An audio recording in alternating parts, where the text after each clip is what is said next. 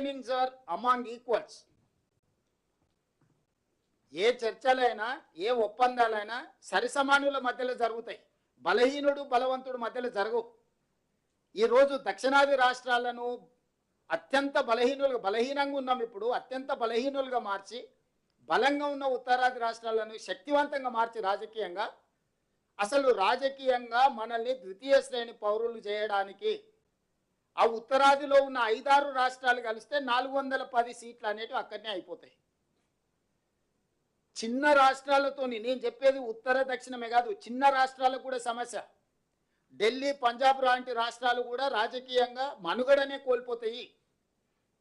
దక్షిణ భారతదేశంతో పాటు చిన్న రాష్ట్రాలకు కూడా రాజకీయంగా ఇది తీరని విఘాతంగా మారుతుంది. అందుకే ఈరోజు నరేంద్ర మోడీ గారికి స్పష్టంగా మేము చెప్తున్నాం, నువ్వు సీట్లు పెంచాలనుకుంటే ఏ ప్రాతిపదికన పెంచాలో మొదట అఖిలపక్షాన్ని పిలువు. అసలు ఏ ప్రాతిపదికన సీట్లు పెంచాలి, ఎన్ని పెంచాలి? 50% పెంచాలని నరేంద్ర మోడీ గారికి ఏ దేవుడు చెప్పిండో అర్ధరాత్రి నిర్ణయం తీసుకున్నాడు, ఉన్న సీట్ల మీద 50% పెంచుతా అంటుండు. నేను ఒక ప్రశ్న అడగదలుచుకున్నాను, ఉన్న సీట్లు ఏ ప్రాతిపదికన ఏర్పడ్డాయి? జనాభా ప్రాతిపదికన మీదనే కదా ఏర్పడ్డది. ఉత్తరప్రదేశ్కి 80 ఎందుకు వచ్చినాయి, ఉమ్మడి ఆంధ్రప్రదేశ్కు 42 ఎందుకు వచ్చినాయి? ఆ రోజు ఉత్తరప్రదేశ్లో జనాభాను లెక్క తీసుకున్నప్పుడు అక్కడ 80 వచ్చినాయి, ఉమ్మడి ఆంధ్రప్రదేశ్లో జనాభాను తీసుకుంటే ఇక్కడ 42 వచ్చినాయి. ఏ జనాభా ప్రాతిపదిక మీద అయితే 543కు మనం చేరినామో దాని మీద సరాసరి బ్లాంకెట్గా 50% అని చెప్పేసి కలిపేస్తున్నాం.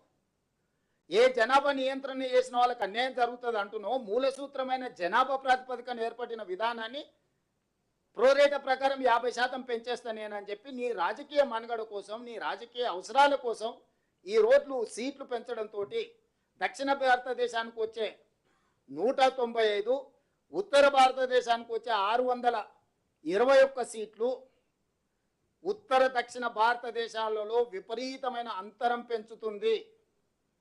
ఇది దేశ మనుగడకు మంచిది కాదు, ఇది రాజకీయ పార్టీలకు సంబంధించిన విషయం కాదు, ఇది దేశ ప్రజలకు సంబంధించిన విషయము.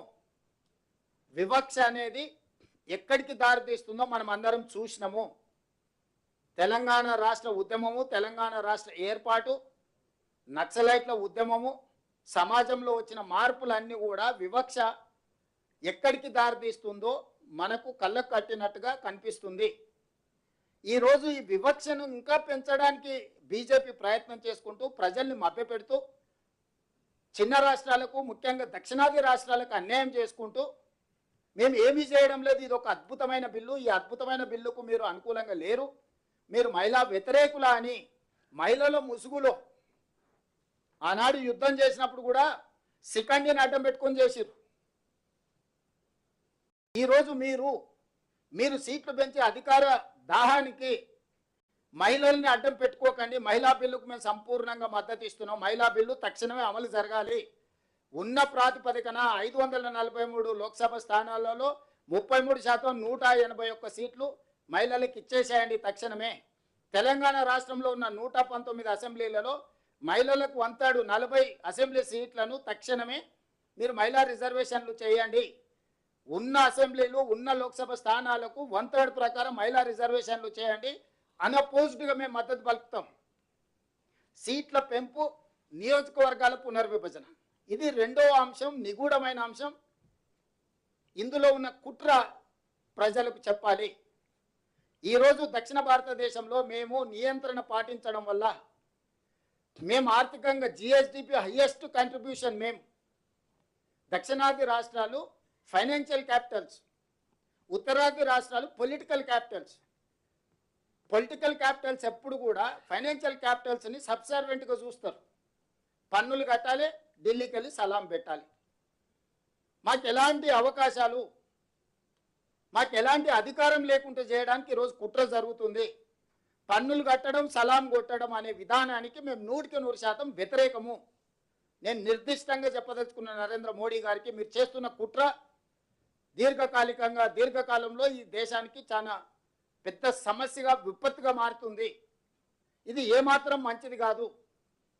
కాబట్టి ఈరోజు మీరు అనొచ్చు, మీరు గుడ్డిగా వ్యతిరేకిస్తే మరి దీనికి పరిష్కారం ఏందని. అందుకే హైబ్రిడ్ మోడల్ నేను ప్రపోజల్ చేయదలుచుకున్నా. ఈ హైబ్రిడ్ మోడల్లో మీరు 272 సీట్లు మీరు పెంచాలని నిర్ణయించుకున్నారు కదా, అందులో 50%